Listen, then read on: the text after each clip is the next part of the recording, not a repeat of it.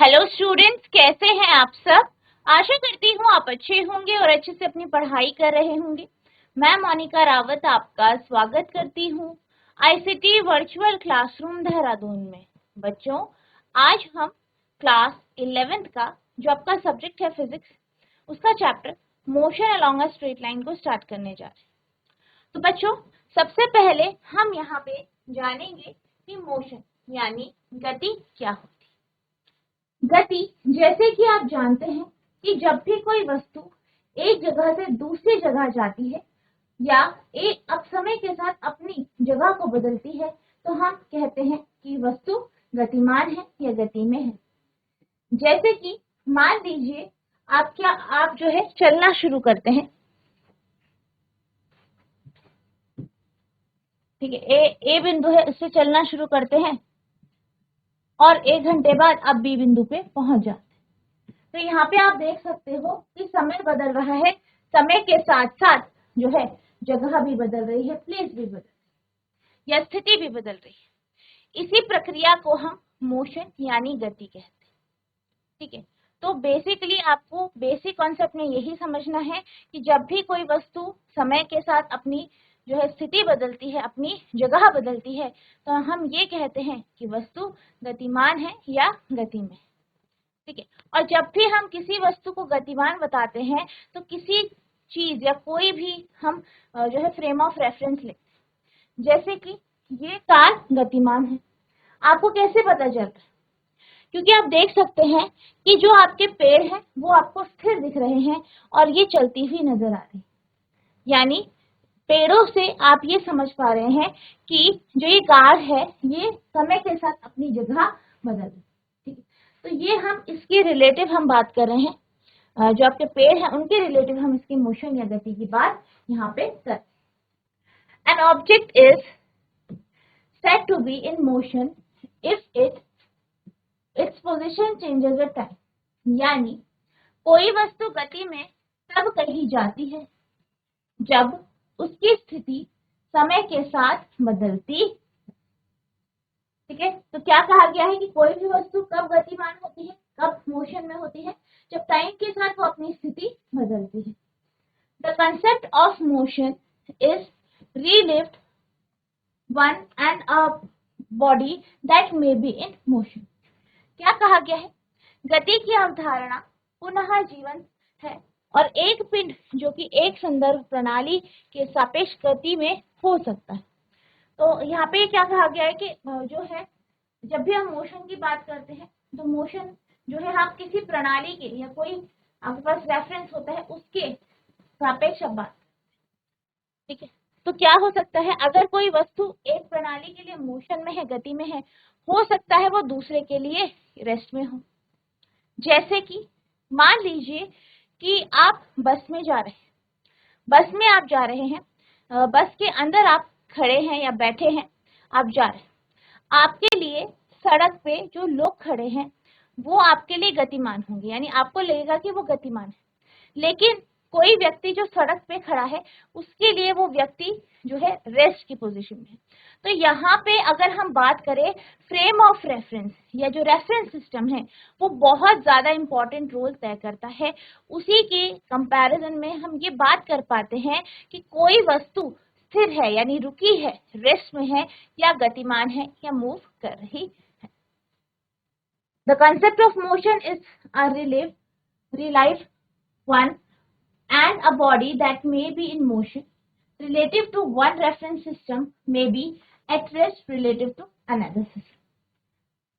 गति की अवधारणा पुनः जीवंत है और एक पिंड जो एक संदर्भ प्रणाली के सापेक्ष गति में हो सकता है दूसरे के सापेक्ष आराम की स्थिति में हो सकता है। ठीक है, तो ये आपका क्या है, मोशन यानी गति की जो है परिभाषा है। आप इसे नोट करेंगे।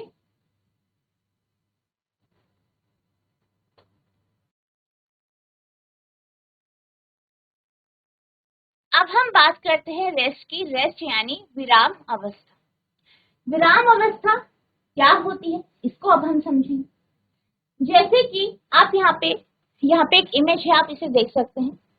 आपने क्या किया, एक कार आपकी कार थी, आपने सड़क के किनारे उसे खड़ा कर, ठीक है, सड़क के किनारे वो रुकी है, खड़ी है। टाइम बीतता गया, 1 घंटा हो गया, 2 घंटा हो गया, आपने उसे खड़ा रखा, यानी वो वहीं की वहीं है, रुकी हुई है, समय के साथ अपनी स्थिति नहीं बदल रही। तो ऐसी यहाँ पे इस केस में जो ये आपकी कार है वो क्या है, वो रुकी है विराम अवस्था में। इसी अवस्था को हम विराम अवस्था कहते हैं।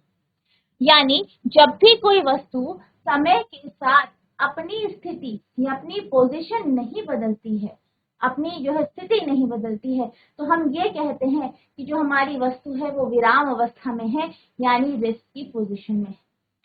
इस इमेज के माध्यम से आप इस तरीके भी समझ सकते हैं कि कार यहाँ पे है और आप देख सकते हैं कि जो पेड़ है वो भी वैसे के वैसे हैं।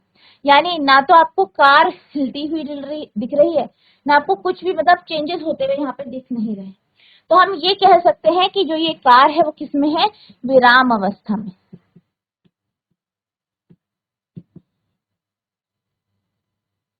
ठीक है, किसमें है, विराम अवस्था में। ठीक है, तो विराम अवस्था कौन सी अवस्था होती है, रेस्ट की पोजीशन कौन सी होती है, जब भी कोई वस्तु समय के साथ अपनी स्थिति नहीं बदलती है, तो हम ये कहते हैं कि जो हमारी वस्तु है वो विराम अवस्था में है, रेस्ट की पोजीशन में है। ठीक है,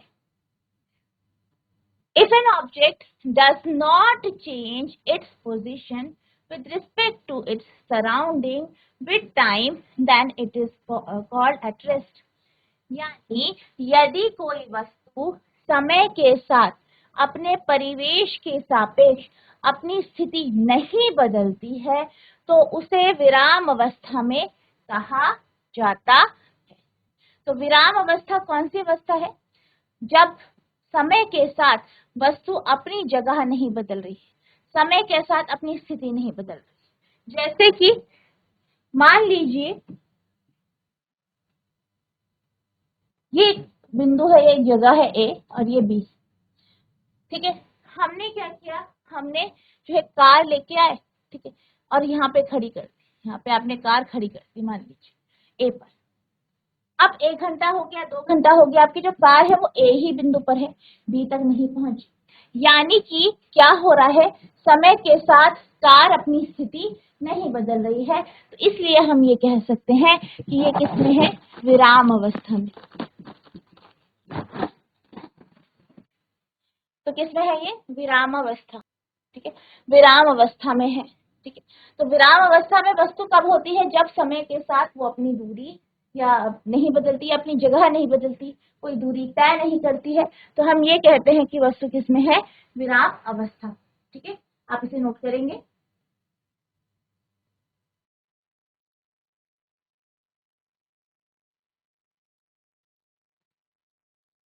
अब हम बात करते हैं स्टैटिक्स यानी स्थैतिकी यानी स्थिति विज्ञान।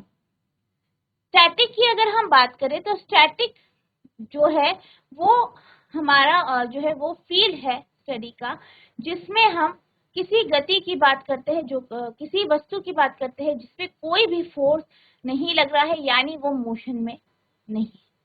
यानी जब भी किसी वस्तु पर जो है कोई वस्तु गतिमान नहीं होती, उस पर किसी प्रकार का बल नहीं लगता है, तो हम ये कहते हैं कि वस्तु किसमें है, स्टैटिक पोजीशन में है, यानी जो है रुकी हुई।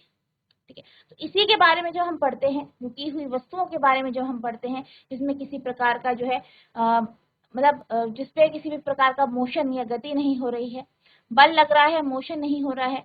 ठीक है, तो हम या फिर कोई बल नहीं लग रहा है, मोशन भी नहीं हो रहा है, तो ऐसी फील्ड को हम स्टैटिक्स कहते हैं, यानी स्थैतिकी कहते हैं।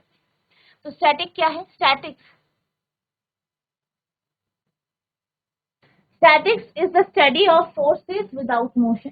पहला क्या बोला गया है कि स्टैटिक क्या है, स्टैटिक जो है बिना गति के बलों का अध्ययन है। यानी गति जो है बल लग रहा है लेकिन गति नहीं हो, या वस्तु रुकी हुई है, रेस्ट की पोजीशन में है, वो गतिमान नहीं हो रही। More formally, statics is the branch of mechanics that deals with forces in the absence of changes in motion। क्या कहा गया है, अगर हम इसे डिटेल में समझें तो स्टैटिक या स्थैतिकी क्या है, ये मैकेनिक्स की यांत्रिकी की एक ऐसी ब्रांच है जिसमें हम बल के बारे में पढ़ते हैं, ठीक है। लेकिन यहाँ पे किसी भी प्रकार का जो है वस्तु की स्थिति में परिवर्तन नहीं होता है, यानी मोशन में वस्तु नहीं होती, रेस्ट की पोजीशन में होती, ठीक है। स्टैटिक बिना गति के बलों का अध्ययन है, कि बिना गति के बलों का अध्ययन है। औपचारिक रूप से स्थैतिक यांत्रिकी की वह शाखा है जो गति में परिवर्तन की अनुपस्थिति में बलों से संबंधित है। अब जैसे कि जब हम स्टैटिक के बारे में बात करते हैं, कोई भी वस्तु जो है किसी भी चीज के बारे में हम बात करते हैं तो स्टैटिक्स में क्या होता है, मान लीजिए एक बल यहां से लग रहा है पर दूसरा बल वहां यहां से भी लगेगा ताकि ये इक्विलिब्रियम की पोजीशन में हो, यानी इस केस में वस्तु या तो विराम अवस्था में होती है, रेस्ट में होती है, या इक्विलिब्रियम पोजीशन में होती है। इक्विलिब्रियम पोजीशन यानी कि सारे के सारे जो बल है, फोर्स है, वो बैलेंस हो जाते हैं, ठीक है, वो एक दूसरे के विपरीत लगते हैं, बैलेंस हो जाते हैं। तो आपको ध्यान रखना है स्टैटिक या स्थैतिकी क्या है, ये वो ब्रांच है जिसमें हम बलों के बारे में पढ़ते हैं लेकिन मोशन नहीं होता, यानी वस्तु रेस्ट की पोजीशन में होगी या इक्विलिब्रियम की पोजीशन में होगी, ठीक है। तो ये आपका स्टैटिक का कॉन्सेप्ट है, आप इसे नोट करें, ठीक है। अब हम बात करते हैं कि जब भी हम वस्तु के मोशन यानी गति की बात करते हैं तो जो फिजिक्स की ब्रांच है वो दो भागों में बटी होती है। पहला है काइनेमेटिक्स, दूसरा है आपका डायनामिक्स। अब यहाँ पे क्या होता है, जो आपका काइनेमेटिक्स यानी गति की होती है, यहाँ पे हम मोशन यानी गति के बारे में पढ़ते हैं कि वस्तु गतिमान है, लेकिन किस कारण वो गतिमान है ये हम नहीं देखते, सिर्फ मोशन हो रहा है उसी को हम स्टडी करते हैं, उसी को हम समझते हैं। डायनेमिक्स की बात की जाए तो डायनेमिक्स में हम क्या करते हैं, हम मोशन को पढ़ते हैं और उसके कॉजेज यानी किस कारण से, किन बलों के कारणों से वो हो रहा है, वो हम डायनेमिक्स में पढ़ते हैं। तो आपको ध्यान रखना है कि मैकेनिक्स की दो ब्रांच है, ठीक है। एक है आपका जो आपकी फिजिक्स है, इसमें जब आप मोशन की बात करते हैं तो आपकी दो ब्रांच हो जाती है, जो है काइनेमेटिक्स और डायनेमिक्स, और तीसरी क्या है, अगर मैकेनिक्स की बात करें तो स्टैटिक्स भी होती है। स्टैटिक्स में आप वस्तु रुकी हुई है इक्विलिब्रियम की पोजीशन में, इसकी बात करते हैं। काइनेमेटिक्स में आप सिर्फ और सिर्फ मोशन की बात करते हैं, और डायनेमिक्स में आप मोशन क्यों हो रहा है ये भी पढ़ते हैं, ठीक है। जैसे आप यहाँ पे देख सकते हैं मैकेनिक्स, पहला है स्टैटिक्स, ऑब्जेक्ट एट रेस्ट और इक्विलिब्रियम, यानी वस्तु रुकी हुई है, विराम अवस्था में है और इक्विलिब्रियम पोजीशन में है। Kinematics, simple description of motion only, यानी यहाँ पे हम सिर्फ और सिर्फ गति के बारे में बात करते हैं।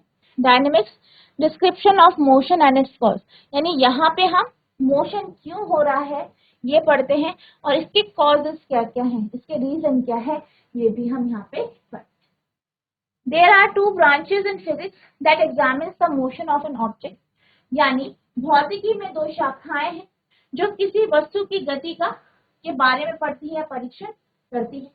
पहला है काइनेमेटिक्स, ठीक है, काइनेमेटिक्स यानी गति।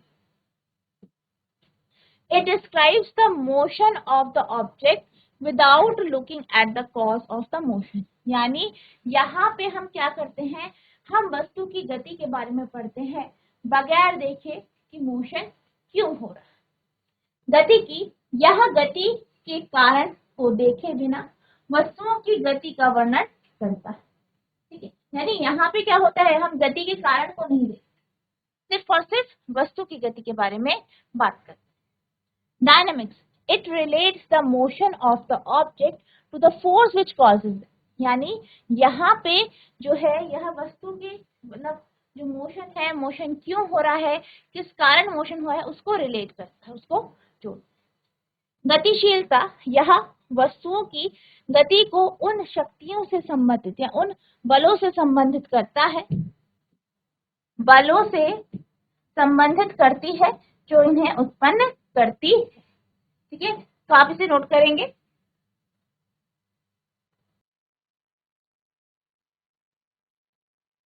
अब जब भी हम मोशन की स्टडी करते हैं यानी गति के बारे में पढ़ते हैं आपने क्लास 9th में भी पढ़ा होगा।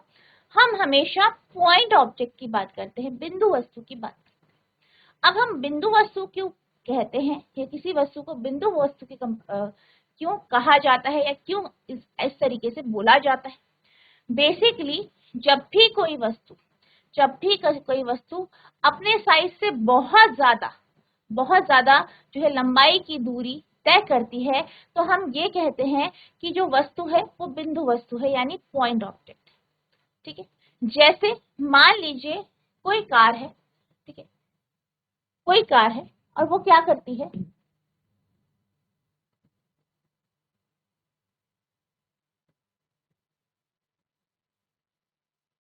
मान लीजिए कोई कार है, वो गति कर रही है और वो गति करती है और वो क्या करती है, 80 किलोमीटर की दूरी तय कर। ठीक है, तो कार के आप जानते हैं डायमेंशन बहुत ज्यादा नहीं होते, लेकिन वो क्या कर रही है, 80 किलोमीटर की दूरी तय कर रही है और 80 किलोमीटर इसके डायमेंशन के अकॉर्डिंग बहुत ज्यादा है। ठीक है, इसकी लंबाई चौड़ाई के अकॉर्डिंग बहुत ज्यादा है, इसलिए हम इस कार को बिंदु वस्तु के रूप में समझेंगे कि ये जो वस्तु है वो कैसी है, बिंदु वस्तु। तो बिंदु वस्तु किसे हम मानते हैं, जब भी कोई वस्तु अपनी अपनी डायमेंशन या अपनी लेंथ ब्रेथ के अकॉर्डिंग ज्यादा लंबाई या ज्यादा दूरी तय करती है, तो हम ये कहते हैं कि जो वस्तु है वो बिंदु वस्तु है, पॉइंट ऑब्जेक्ट है। If the length covered by the object are very large in comparison to the size of the object, the objects are considered as point object। यानी यदि वस्तुओं द्वारा तय की गई लंबाई वस्तुओं के आकार की तुलना में बहुत बड़ी है, तो वस्तुओं को बिंदु वस्तुएं माना जाता है। ठीक है, तो जब भी हम बात करते हैं वस्तुओं की और वस्तु जब है अपनी साइज से ज्यादा, अपने आकार से ज्यादा दूरी तय करती है, तो हम उसे जो है बिंदु वस्तु मानते हैं। तो ये आपका पॉइंट ऑब्जेक्ट का कॉन्सेप्ट आपसे नोट करेंगे।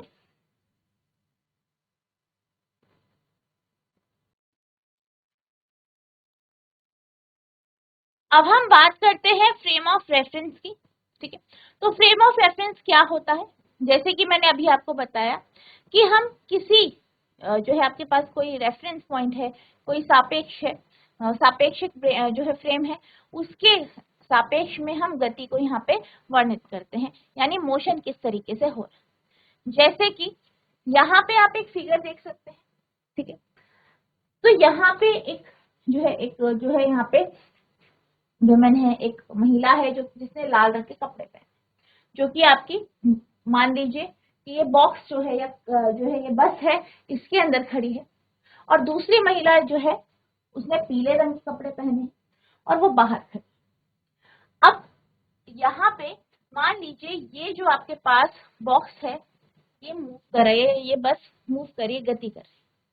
तो जो ये महिला जो है पीले कपड़ों में है, ठीक है, जो ये पीले कपड़ों में है, इसके लिए क्या होगा, लाल रंग के जो कपड़े पहने हुए महिला है, ये क्या कर रही है, गति कर रही है, चल रही।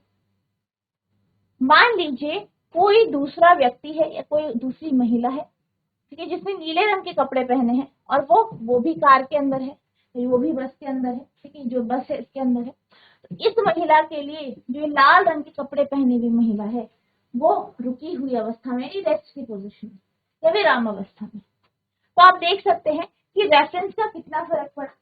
किसी के लिए ये लाल कपड़ों वाली महिला गतिमान थी और किसी के लिए उसी समय किसी और के लिए क्या थी, विराम अवस्था में थी, यानी रुकी हुई थी। ठीक है, या रेस्ट की पोजीशन में। ठीक है, तो आपको ध्यान रखना है कि फ्रेम ऑफ रेफरेंस बहुत ज्यादा मैटर करता है। उसी के अकॉर्डिंग आप ये बता पाते हैं कि कोई वस्तु या कोई भी व्यक्ति गतिमान है या नहीं। whether or not you are moving whether or not you are moving depends on your point of view। यानी आप गतिमान हैं या नहीं, ये आपके पॉइंट ऑफ व्यू के ऊपर निर्भर करता है। ठीक है, from inside the box car the women in red is in stationary यानी at rest। यानी अगर हम इस बॉक्स के अंदर से देखें तो वो वुमेन, वो महिला जिसने लाल रंग के कपड़े पहने हैं, वो विराम अवस्था में है, यानी रेस्ट की पोजीशन में। ठीक है, जैसे इसने लिखा है आई एम स्टैंडिंग स्टिल, इसके लिए क्या है कि मैं रुकी हुई हूँ। मैं सीधे खड़ी हूँ, मैं गतिमान नहीं, ठीक है। From outside the box car the women in red is moving, यानी जो व्यक्ति बाहर से देख रहा है उसके लिए ये जो महिला है जिसने लाल रंग के कपड़े पहने हैं वो गतिमान है, यानी मूव कर। तो यहाँ पे जिन्होंने बोला है क्या, वेट होल्ड स्टिल, यानी रुको, रुक जाओ, ठीक है, रुक जाओ, ठीक है, मतलब उसके लिए क्या है, ये गतिमान है, ठीक है। तो हम यहाँ पे समझ सकते हैं कि कोई भी वस्तु गतिमान है या नहीं है, ये फ्रेम ऑफ रेफरेंस पर निर्भर करता है, ठीक है। तो अब हम फ्रेम ऑफ रेफरेंस की डेफिनेशन देख लेते हैं। निर्देश frame. In physics, a frame of reference consists of an abstract coordinate system, ठीक है, and the set of physical reference points that uniquely fix the coordinate system and standardize measurements within the frame.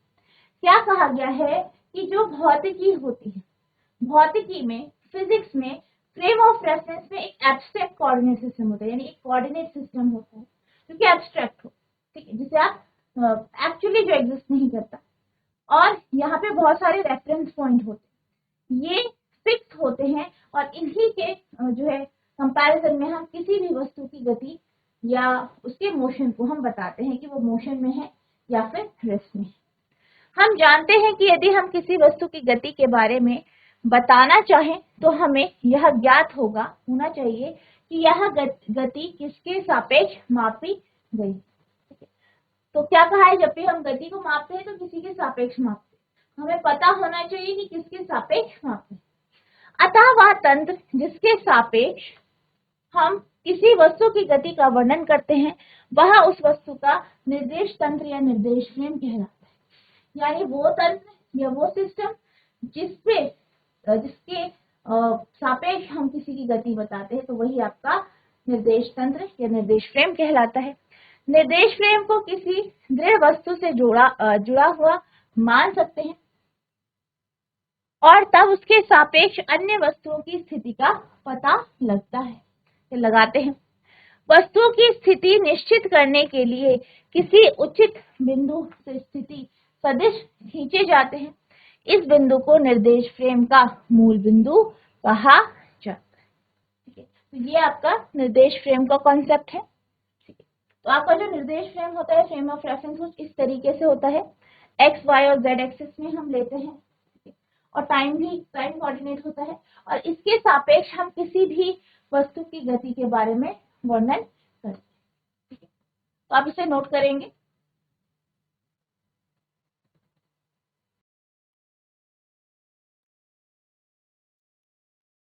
तो बच्चों, आज हमने जो है यहाँ पे मोशन यानी गति के बारे में पढ़ा, कुछ बेसिक कॉन्सेप्ट पढ़े, गति क्या होती है, विराम अवस्था क्या होती है, फ्रेम ऑफ रेफरेंस क्या होता है, ये हमने जाना। आई होप आपको ये सारे टॉपिक अच्छे से समझ में आए होंगे, आपने इन्हें नोट भी किया होगा। नेक्स्ट लेक्चर में हम इसके आगे के टॉपिक को पढ़ेंगे। तो जितना जो आपको पढ़ाया गया है इसे आपको रिवाइज करना है। अगर आपको कोई भी डाउट होगा तो नेक्स्ट लेक्चर में आप पूछ सकते हैं। तो बच्चों, आज के लिए बस इतना ही, मिलते हैं अब नेक्स्ट सेशन में। तब तक के लिए thank you and have a nice day.